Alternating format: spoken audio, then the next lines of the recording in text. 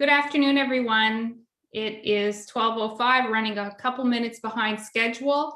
So thank you for joining us. Today, I have a great guest. Her name is Patti Norris, and I'll introduce her in a few minutes. First, I want to introduce myself in case you don't know me. My name is Janice Amiro, and I'm the founder of Janice Inspiring Change Holistic Nutrition.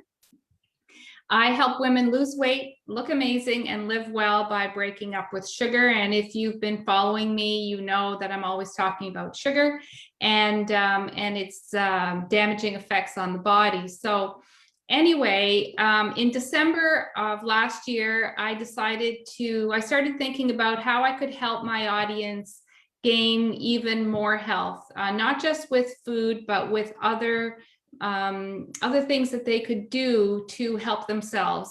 So I thought, why not interview alternative holistic wellness practitioners and people who have gone through some challenges, and let's talk about what they do and their opinions and how they help people.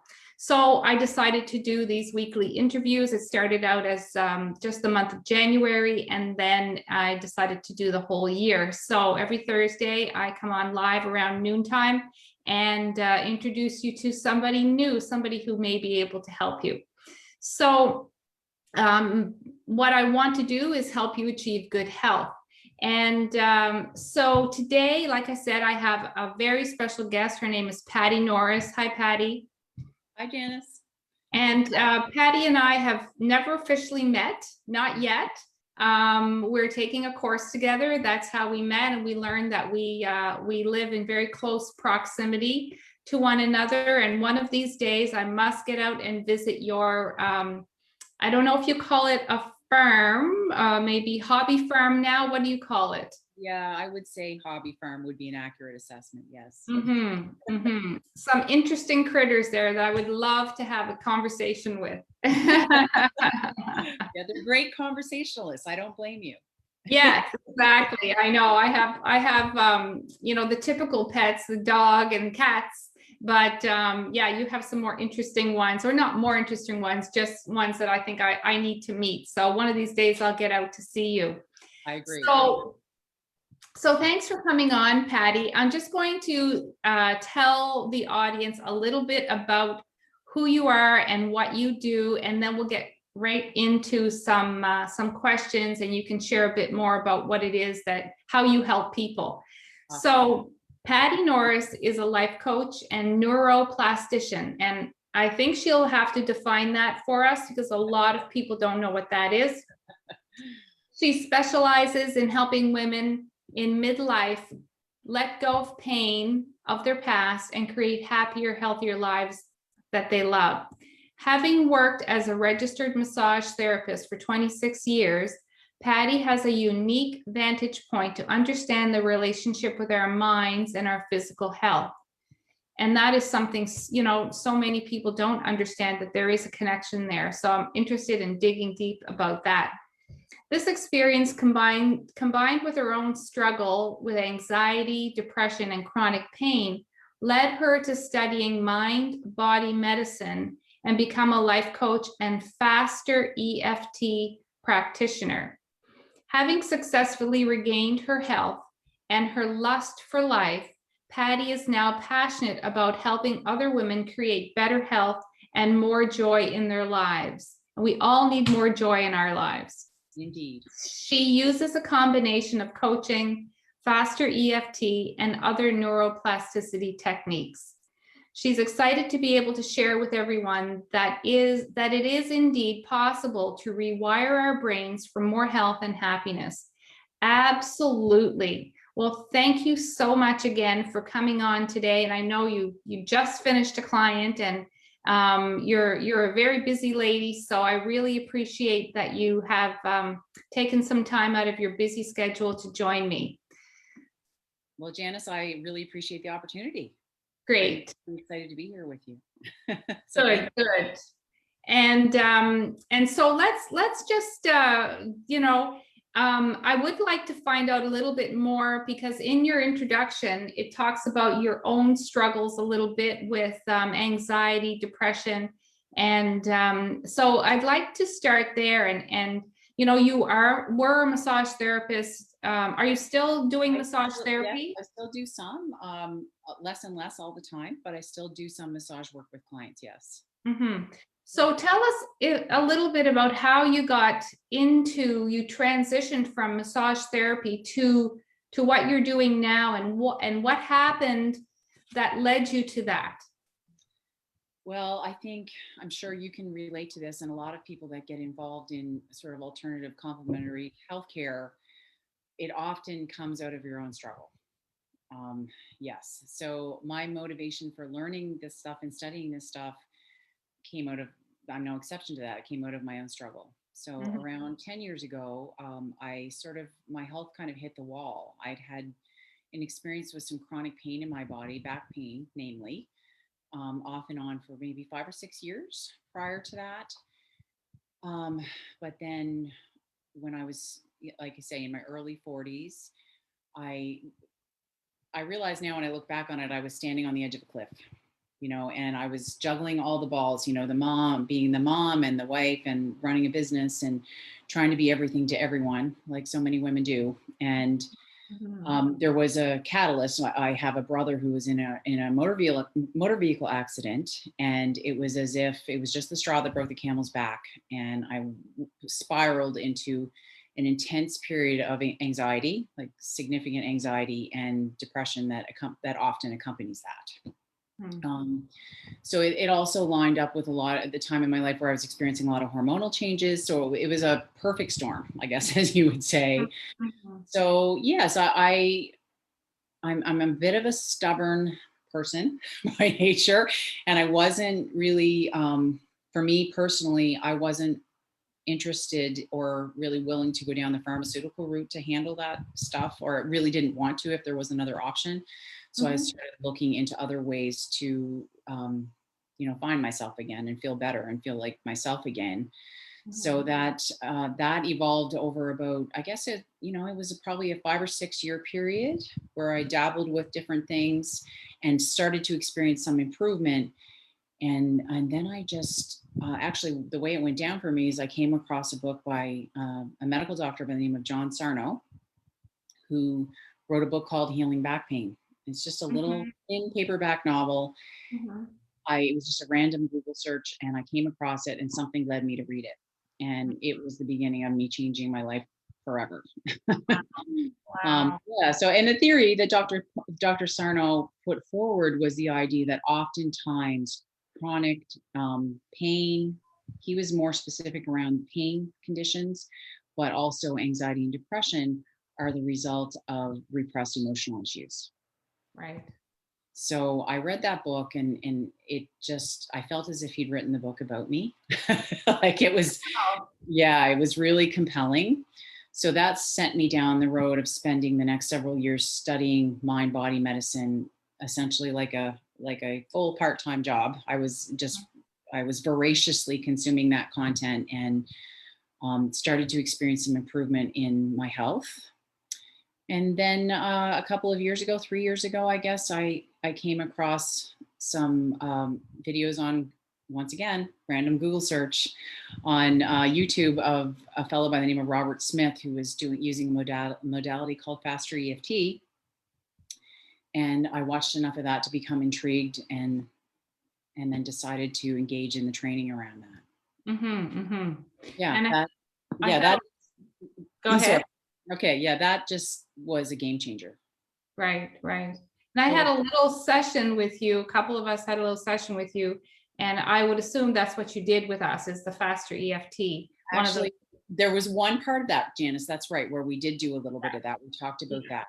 Right. Lots of people have been exposed to traditional EFT, Mm-hmm. which is Mm-hmm. a great modality. Faster EFT is not exactly traditional EFT. It's much more in depth. Yeah, traditional EFT, I would describe it sort of as a way to, when we're in an acute situation where we're feeling triggered around something and we want to just break that pattern and feel better in that moment, it's an incredibly effective technique to do that. Mhm. Faster EFT is more aimed at let's get at what's going on behind the scenes Okay. and Yeah. change that on a neurological level so that we no longer experience those triggers in the same way.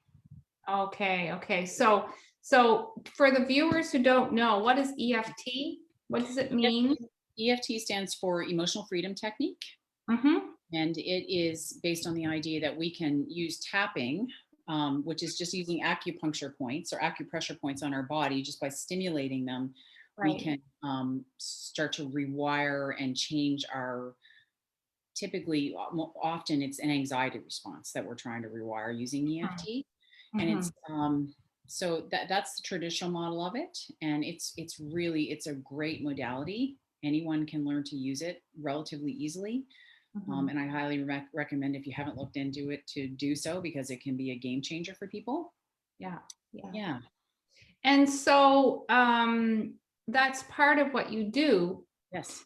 So can you explain what the term what a neuroplastician is, but maybe before that is neuroplasticity?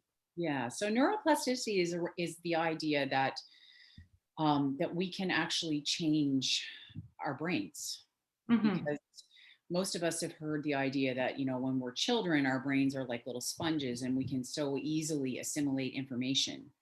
Mm-hmm. Between the ages of, from birth to about 7 years old, most of us have been exposed to that idea. But then after that, I think a lot of us have beliefs around the idea that, I'm sort of hard, it's just the way I am and I'm hardwired and I can't change it.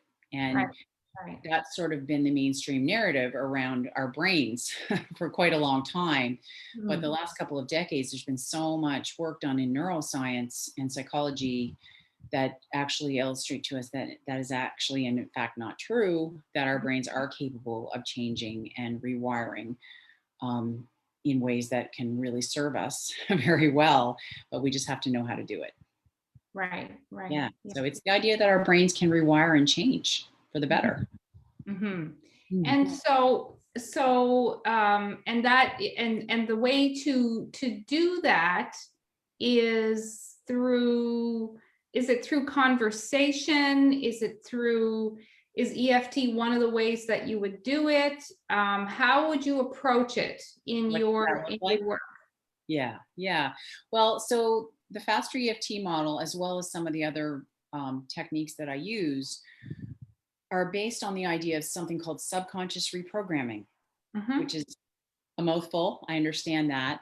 But what a lot of people don't realize is that 95% of our behavior actually comes from our subconscious mind. Yes. Yes. So only 5% of our behavior comes from our conscious sort of creative mind. And so the idea that we're going to be able to change our behavior and our conditioned habitual responses to things in a way that lasts and persists, just Mm. using our conscious mind is, that's an uphill battle. Right. It's an Right. uphill battle. So subconscious reprogramming is based on the idea that we get to the sort of the memories that we have from the experiences, and we often aim at the childhood experiences because the Mhm. childhood experiences are so impactful in terms of how our nervous system develops and our belief systems that we end up creating our lives from. Mhm. So we often will go back to the memories of things that we experienced as children, and we use these neuroplasticity techniques to change the neurology around those events. Um, Mhm. and that process is way easier to demonstrate than it is to talk about or explain. But yeah, essentially, our intention behind doing the work is to go back to the childhood experiences and other impactful experiences in our lives and use these techniques to change the neural pathways in our brain around those situations. So essentially, it's like those neural pathways and those experiences act like programs being downloaded onto the hard drive of a computer. Right. So essentially what we're doing is we're just running the programs on repeat that we learned Mhm. due to, impactful experiences in our lives. So we go to those and we associate the client to them, and then we use these techniques to sort of scramble them up. Mhm. The analogy I like to use is it's as if we have a record, with those well-defined grooves. And when we use the neuroplasticity techniques, the Faster EFT and the other things that I use, we go in and we scratch the record out so that Right. those pathways can't play in the same way anymore. Mhm, mhm. And then in that moment, we have a moment of opportunity where we can decide what would we rather play instead. Mhm, I mhm. help my clients get really clear on what it is they would rather have instead in their lives. And we uninstall the programs that aren't serving them and then consciously choose what we want to install instead. And I help them do that. Right, right. Yeah. So this is through first having a conversation with the client about and trying to pull out where the root cause of their complaints, where Yeah. their anxiety might be coming from, where whatever they're complaining of, where that might be coming from. Right. So, And the questions, Janice, are fashioned in a way that I'm really directing at what's happening subconsciously as opposed to consciously. uh-huh, It's uh-huh. a really interesting intake process because often when someone asks us a question, our immediate reaction is to, without us even consciously thinking about this, what we do is we think is what is the right answer to that question Yeah, and what do they want to hear? Right, which is often not at all reflective of what's happening in our subconscious. yeah. So yeah, the questions are constructed in a way that allows, and I am able to deliver them in a way through experience where I'm able to get to what's happening behind the scenes because that's where the power is. Yes, Yeah, exactly. yeah, Yeah. yeah. It's an Can you interesting process. Yeah, sorry?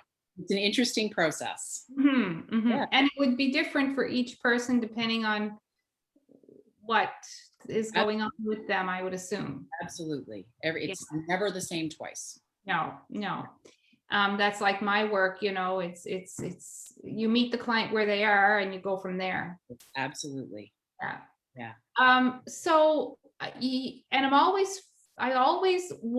I'm fascinated and I've learned a lot about the relationship between our minds and our physical health. Yes. And I went through, I learned a lot about that the hard way. And I guess, you did too. A lot of us who do Absolutely. this kind of work have gone through that, but Yes. there's still a lot of people who don't know that there is a connection there. And in your own words and how you may tell a client this who doesn't know, can you explain this to the viewers to make them understand that how it is that the physical health is there is a connection outside of the actual pain or the ache or the disease or whatever it is that's going on in their body. For sure. Yeah. I mean, and there's certainly tons of different theories around this, but I can share with you how I understand it and what Okay. makes and what has worked in my life. Hmm. Yeah, I mean, our nervous systems really are the master control center of our whole body. The state of our physical health, obviously, there's a lot of moving parts to it, right? Like you're an expert in helping people get really clear on the impact that what they're putting in their mouth is having on their health, and that's a huge part of the equation. Um, the nervous system is sort of it's the part that lies behind all of that Hmm. and it controls everything. So if we have a lot of unprocessed emotional energy, I guess would be the way I would put it, around events in our lives or difficult relationships, things that have happened that, and the way I often explain it to my clients is the places that you don't want to go, the things you don't want to look at, the things you don't want to unveil and talk about and be honest with yourself about, that is what's running your life. Hmm. Because when we have all that suppressed emotional energy around these events in our lives that hasn't been allowed to get processed through our nervous system, it gets our nervous system into this dysregulated state, which can look like a fight or flight response, sort of a chronic adrenaline response.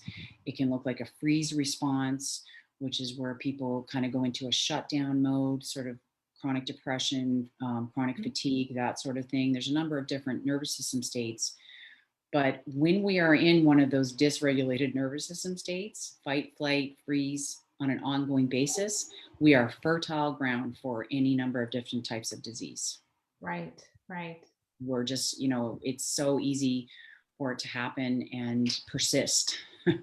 So in my experience, one of the most powerful parts of getting healthy again, stepping back into that version of yourself, is to understand how the nervous system works and learn how to break the old patterns that aren't serving you and get into a better nervous system state. Our body is just a physical manifestation of what's happening in our nervous system, is the way that I understand it. Exactly. Yeah. So that being said, Patty, Hmm. if someone has, let's say someone has arthritis Right. and they're, they've been struggling with arthritis, they've got medication for it, they're increasingly worsening as time, as time goes on, they're not getting any better. So what you're saying is that arthritis is a sign that there's an imbalance in the nervous system, in the Yeah, nervous system. I understand the question. Not exactly. What I'm suggesting, and what the work that I do and all of the studying that I have done around this topic, and this is a really common one that comes up. It's not so much that the arthritis is caused by that process, that dysregulated nervous system, but that your pain response in response to the arthritic changes is heightened because your nervous system isn't regulated. But Dr. Sarno, the gentleman that sort of brought this idea mainstream in North America, he referred to arthritis, for example, in someone's spine. And the interesting thing about this is that there's been studies done all over the world, reproduced in so many different places, that all come up with the same result, that imaging does not necessarily equate to pain. Changes in imaging and on MRIs or CAT scans or that sort of thing, or X-ray. Because what those studies show is that if they take 100 people off the street, for instance, and they MRI all of their spines, 50 of those people may be experiencing pain and 50 of them aren't. Right. And of 50 people who are, maybe 25 of them show any amount of degenerative changes on that imaging, and 25 of them don't. 25, or the 50 people who aren't experiencing any pain, the same thing holds true. Right. So the takeaway from all these studies is that, in actual fact, arthritic changes, and I think there's never a hard line on any of this, but in a lot of cases, it's not that the arthritic changes are painful. It's the fact that our nervous system is so stuck in fight or flight or freeze, and pain is a function of our nervous system. So we become hypersensitive to any pain in our bodies. Right. And I've experienced this myself, and I've certainly worked with a lot of clients who have had changes on imaging, that when they did the mind-body work and got their nervous system more regulated, it's not that their arthritis improved, it's that their pain system was not as overreacted and they don't experience the pain anymore. Right. Exactly. It's fascinating, isn't it? Yes. Dr. Sarno actually referred to the arthritic changes in the spine as the gray hair of the spine. Ah, I thought wow. it was a great way to describe it. Wow. Yes, exactly. Yeah. Have you done any type of work? It's not, just a question that just came to me because I work a lot with sugar addiction and food addiction. Do you have any insight on what you do and how a person who has, what's at the root of that for someone, and Sure. and how you can, help? Absolutely.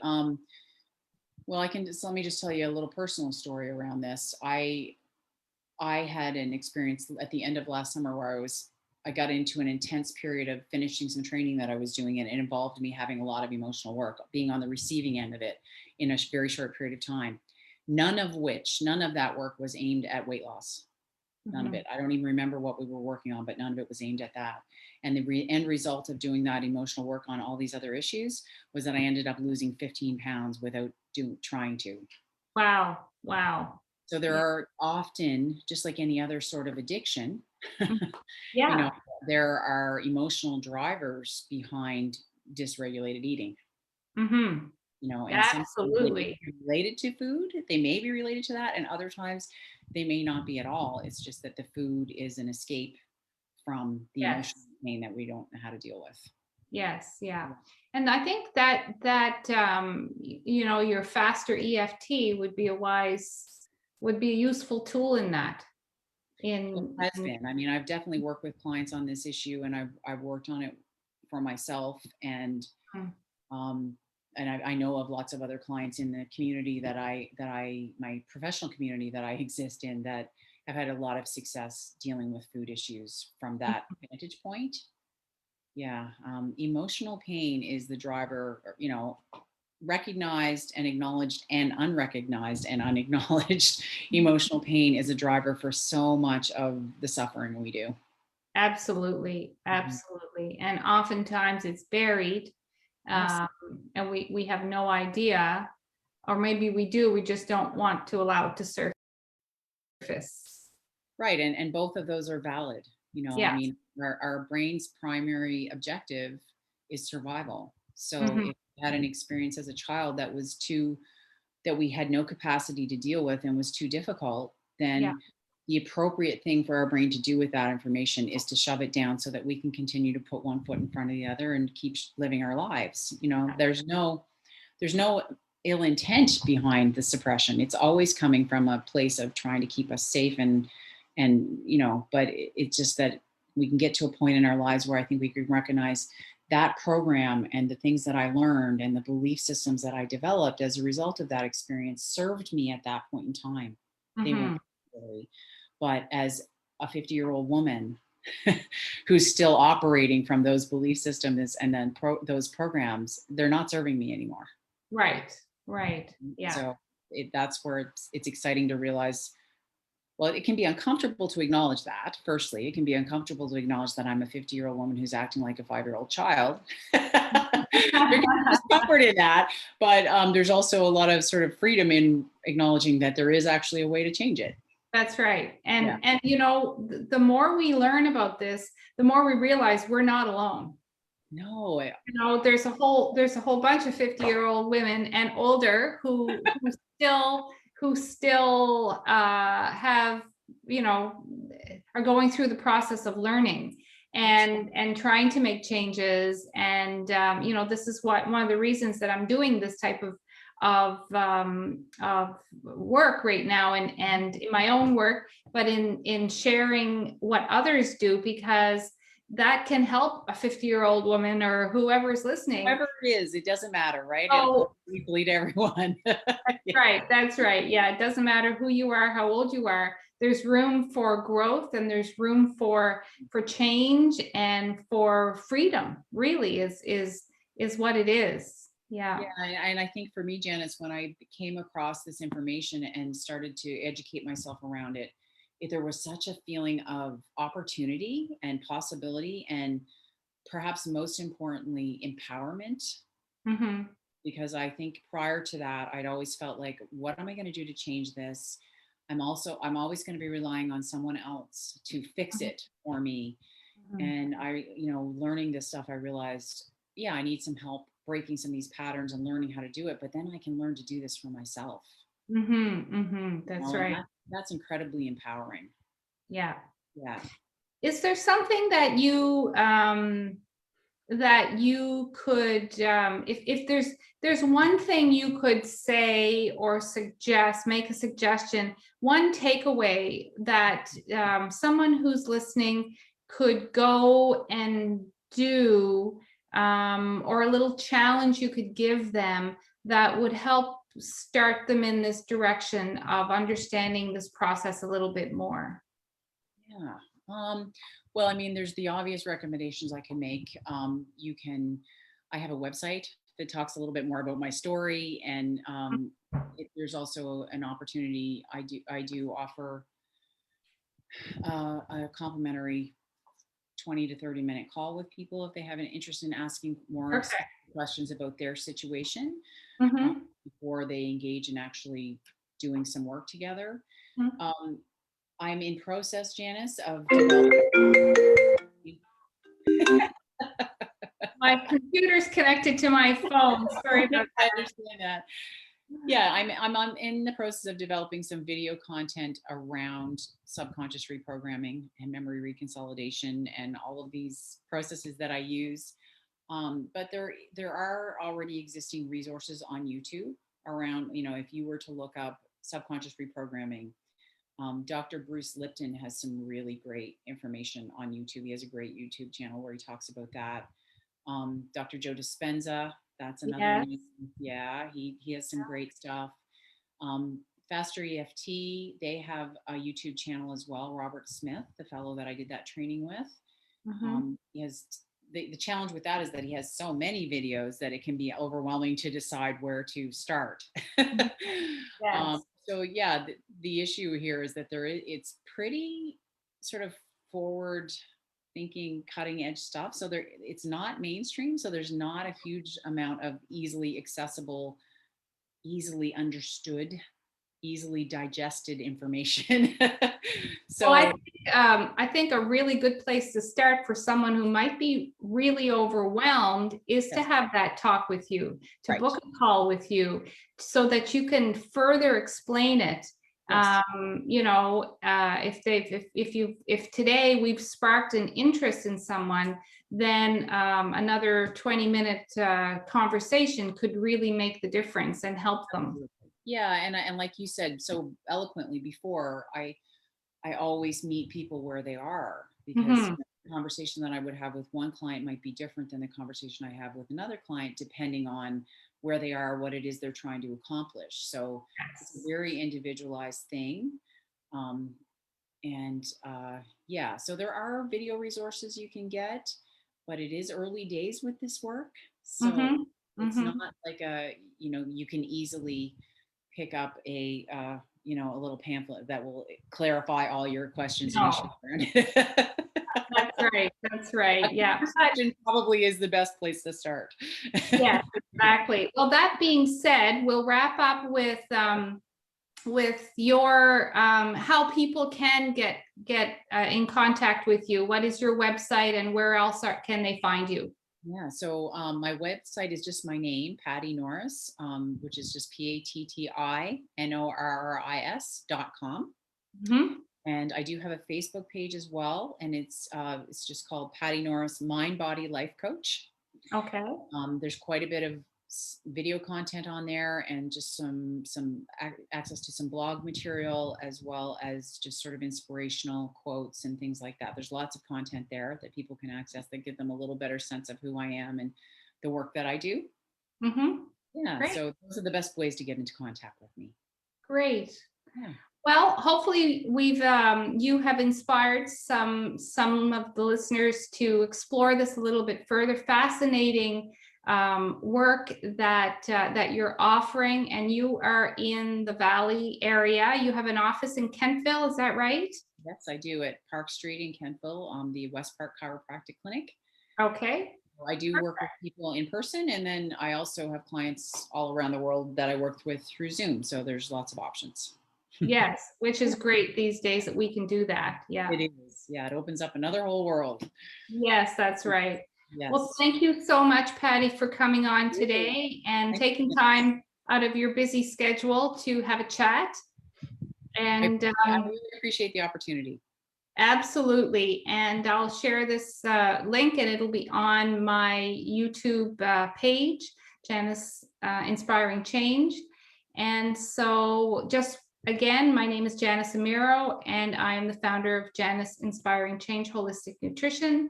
And if you want to get in touch with me, you can do so on Facebook, Janice Amiro, or Janice Inspiring Change, or by my website, JaniceInspiringChange.com. So thanks again, Patti, and thank you everyone for tuning in. Thanks. And I'll see you next week. Bye for now.